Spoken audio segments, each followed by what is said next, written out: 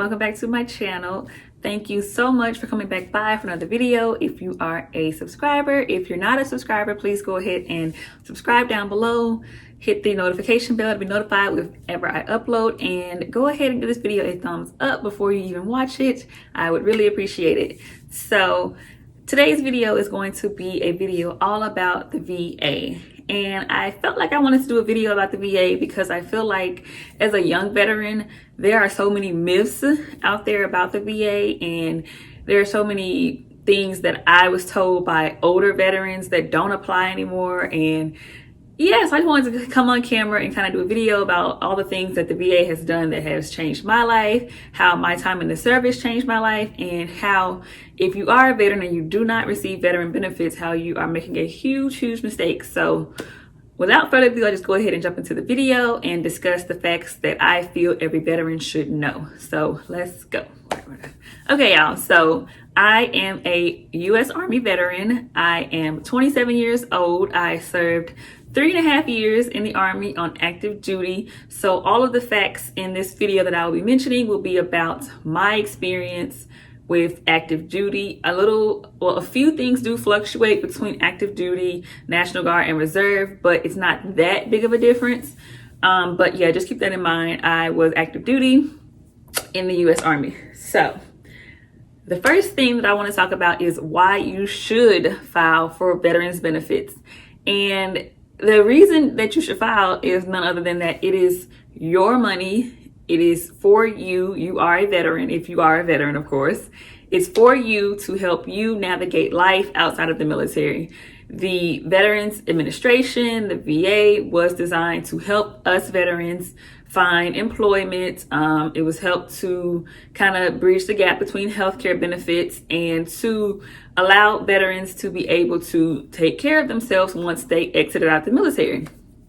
So with that being said, I personally feel like you should file because it is your right. You served your country, you did your time. It is your right to file. It is your money, essentially. It is your benefits. It is basically a part of your future. So if you are a veteran and you do not receive VA benefits, that is the reason why I feel you should file. Because there are a plethora of things that filing for VA benefits opens the door for. And I'll get into some of those things a little bit later. But yeah.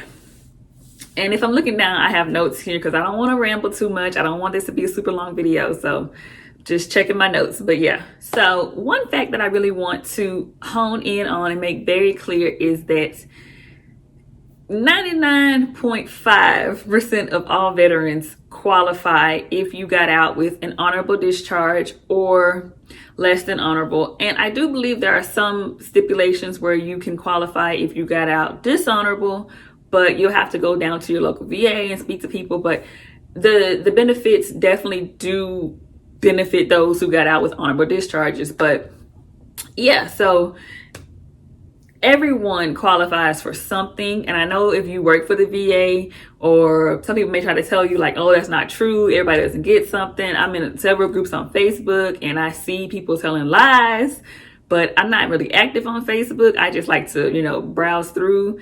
I'm not a big commenter, so I don't necessarily like to jump in and attack people when they give out false information, but I do see a lot of false information out there.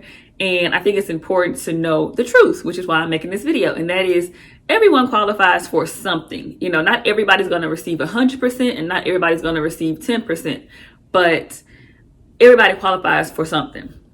So when the VA speaks of percentages basically means what the VA is going to pay you. What percent did the military, Army, Navy, Air Force, Marine Corps, Coast Guard, what percent did the military change your life, affect your life, cause you a disability, cause you pain, discomfort, whatever.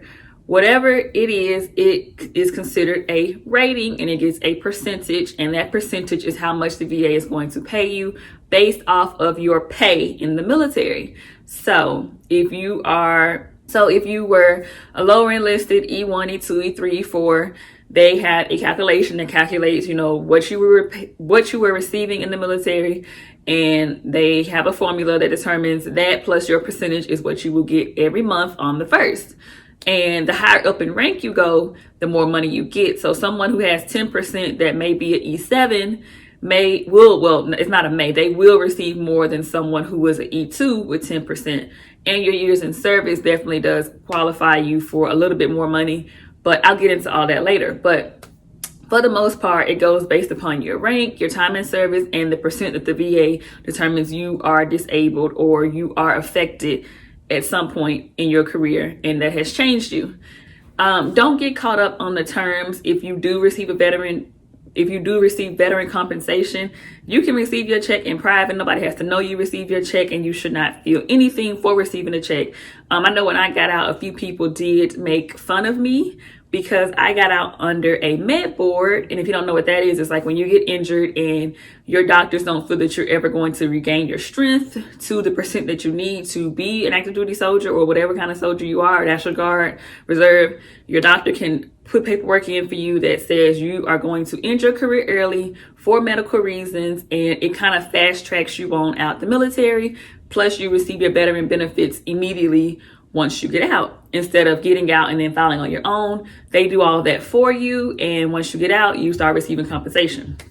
So I was med boarded, and it got around my unit that I was med boarding. And at the time, a lot of people looked at med boards as like, oh, a cop out, or you're faking, or you just, you're broken, essentially. And so I took offense to it because, one, it was no one's business. And two, no one really knew, because it is confidential, why you are getting out. So it was a little hard to navigate that, but I'm still glad that I did it. I would do it 100% again, because where I was in my career, I just did not see myself being able to pass a PT test 100% and fulfill the mission, because the unit that I was in was very mission driven. And if you were on a profile, they didn't really agree with profiles. So you kind of got looked over for a lot of things. And yeah, so all of that just made me like, okay, my doctor recommends a med board. My unit is pretty crappy. My body is not doing what it's supposed to do. So I'm going to get out. And so when I did my med board, I had a Peblo, and that's a person who basically does everything for you, the paperwork, they set up your appointments, all that kind of stuff. So I had a Peblo, and he made my appointments. I went to the appointments. I got a bunch of x-rays, MRIs, sleep studies, a bunch of different tests. And my med board took right around 5 months. I could have drawn it out more, but I didn't want to fight it because I was pregnant. Had I fought it, I probably could have got a higher percentage for certain things, but I wasn't really in the mood to fight it because I wanted to just make sure I was out and in my home state in time to give birth to my daughter. So that process was pretty fast for me. For some people, it does go a lot faster, especially if you have like extensive medical history that can back up, your claims, or if you essentially have had a surgery or anything like that. It can go faster. In some people's cases, it does take about a year or two. Don't really know why. Every case is different, especially the number of the number of cases that you file for compensation. So yeah, that is my experience with the med board. So I did go the med board route and not the route of ETSing or retiring and then filing. But typically it's all the same. You get out, you file, you go to appointments, you go to evaluations, and then you receive your percentage, and essentially that determines your compensation. So the major benefit that I have found with having VA benefits is that it opened a lot of doors for me that I didn't even know about until I got out, and I started going on the VA website and started going on My Healthy Vets and ebenefits.com. Well, it's not .com, I think it's .gov. But anyway, I went on eBenefits and I just started clicking around and learning things and started talking to people at the VA, and I was made aware of so many things that I did not know about over the years. Like every month, I typically learn something new about the VA that the VA covers or that the VA offers, and that is a benefit to me as a veteran. So the top 3 benefits that most people know about is that there is the GI Bill. And with the GI Bill, the VA does allow you to extend in some cases, and then they have other programs that will help you pay for school. So I myself do have 2 degrees and I have no debt. I have a bachelor's, which is right here, and I have a master's, which is over here. And I did not pay a single thing out of pocket. I was compensated to go to school. I was compensated to learn. And so to me, that is a huge benefit by not having any debt and being able to go to school, get 2 degrees, and not have that stress of when I finish, I have to pay someone back, or, you know, that I have to pay for books and I got to pay for all my other bills on top of that. Like, it really did make my process of going to school a lot smoother, in my opinion. I just had to focus on school. I didn't have to worry about how the bills were going to get paid. So to me, that was a huge benefit. The second major benefit that most people know about is the VA home loan, which I didn't know until recently isn't actually a home loan. The VA home loan is basically a piece of paper that just proves that you are, one, a veteran, that you served, and that you qualify for what is kind of considered veteran preference with home loans. So, I mean, there's a lot I don't know about that, but for the most part, that's the gist of it, is that you go on and you submit your information and it prints off a piece of paper that says, you know, like, yes, it, you know, basically it it basically confirms your identity, that you did serve, and that, you know, the bank is supposed to work with you under these guidelines. So the VA home loan is definitely a huge benefit. And the biggest myth that I hear a lot about the VA home loan is that you can only use it once. And oh my goodness, when I found out that that was a lie, I was like literally like mind blown, because all of my career, and even when I was a child, because my dad is prior service, I was kind of told and heard people say like, oh, the VA home loan is a one and done thing. You can only buy one house with it. It's one loan, period, you know, and that is a lie. Don't let anybody tell you that. Like, this is 2020. The date is June 16th. Do not let anyone else tell you that the VA home loan is a one-time use, because it is not.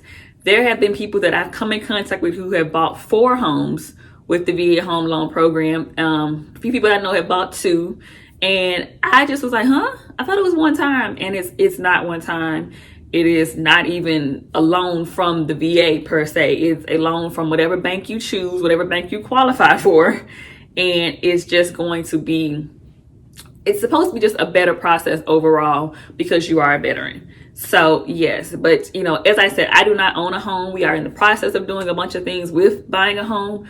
But just within the last few months that I've been dealing with it, that lie was just like glass shattering to me, to find out that that was a lie. Because I'm like, we were kind of focused on like, we don't want to buy a house when we PCS because we may move and then we can't use the loan again. And had I known this a few years ago, we probably would have bought a house a few years ago instead of paying super inflated rent costs in the other states that we lived in. But yeah, if we do buy a house this year, I will share our process and share how the VA home loan went for us personally. But anyway, and then of course, the other major benefit of being a veteran is that you have job preference. And that essentially means that some jobs do give you preference or additional points if the job goes by. If the job goes by points, the job may preference you because you are a veteran, and they may look at your experience as, you know, having more experience because of your time in the service. So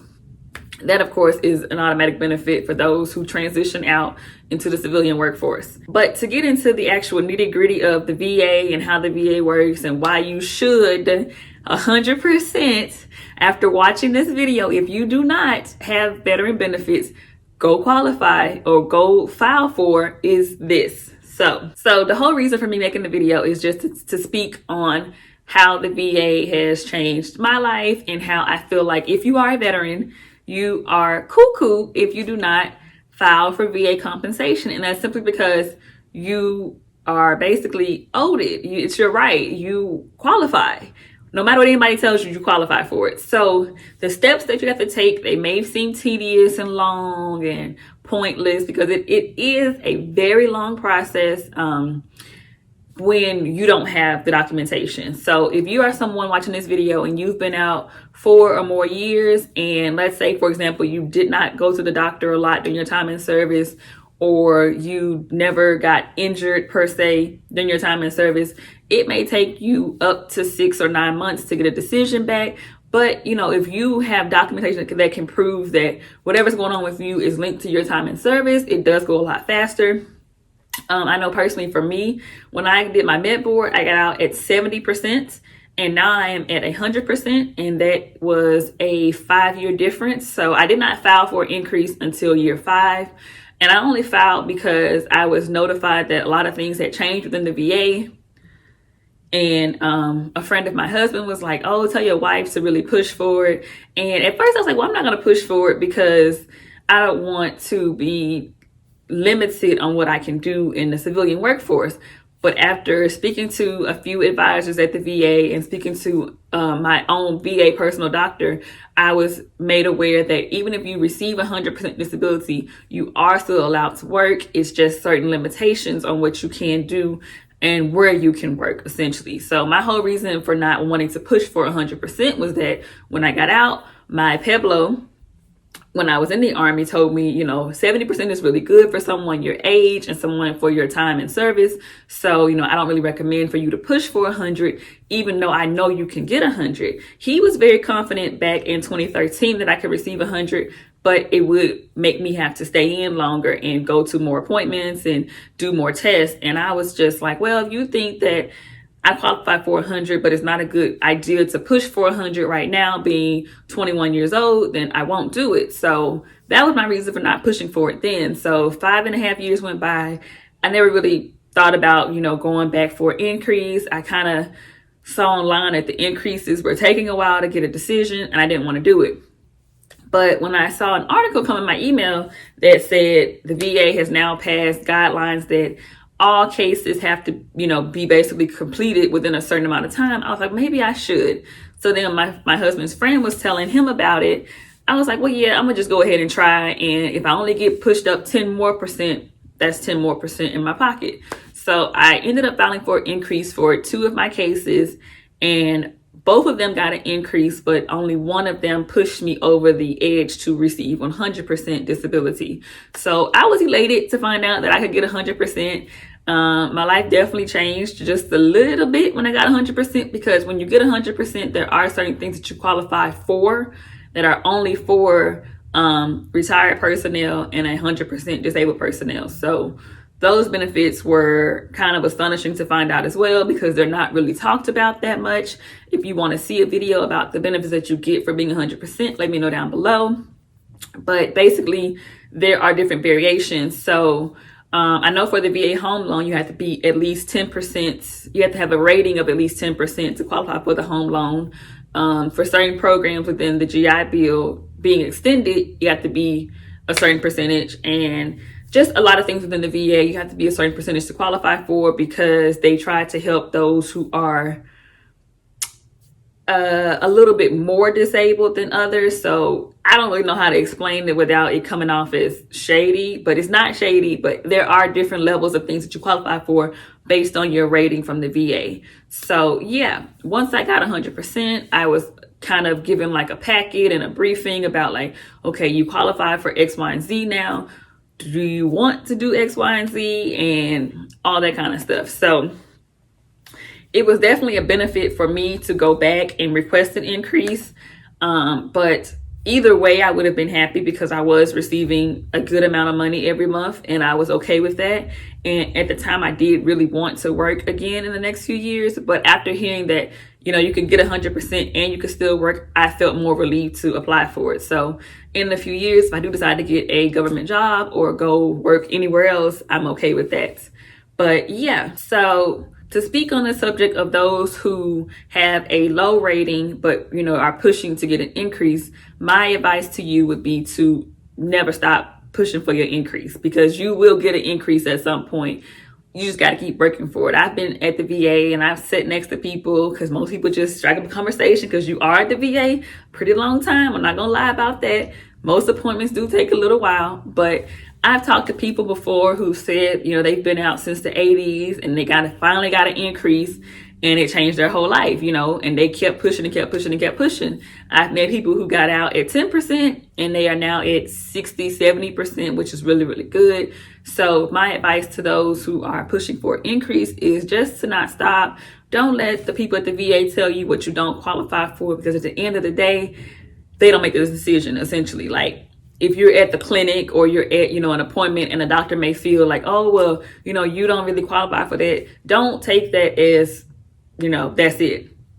If you feel like your situation is getting worse and you want to increase, then go down, file for the increase, or do as I did, do it online through eBenefits. Just, go on there, click you want to increase, and they will send you the paperwork. They will email you to set up your appointments. They will get the ball rolling for you, and ultimately the review board will have the final say. So if you feel that your situation is progressing and you're not getting better or you're not seeing results, push for that increase. Don't feel bad about it. Do what's best for you. And to speak on, again, those people who have been out a while, if you have any kind of documentation, whether you may think it's small or not, submit it to the VA, go to the appointment, see the specialist, because you never know, one little document may help your case and it may move your case forward.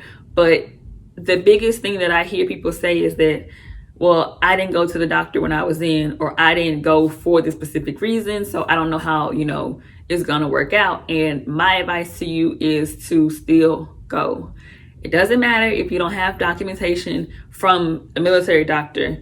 If you go to the VA, you may get lucky and find a doctor that has seen another patient similar to you and that can corroborate your story that has happened because of your time in service, or they've seen injuries like yours that are results of your time in service. So don't think because you don't have proof that the VA has never seen or heard of a case like yours. If you have any type of experience in your time in service and you feel like it has caused your life to change, then you have a right to file. And even if you get a rating of 0%, I was told that even if they rate it 0%, you can still file for an increase. You can continue to see your doctor. Your doctor can write up notes for you and say like, hey, I have been treating this patient and I've noticed that this is not getting better, or this is aggravated, or this is just not normal.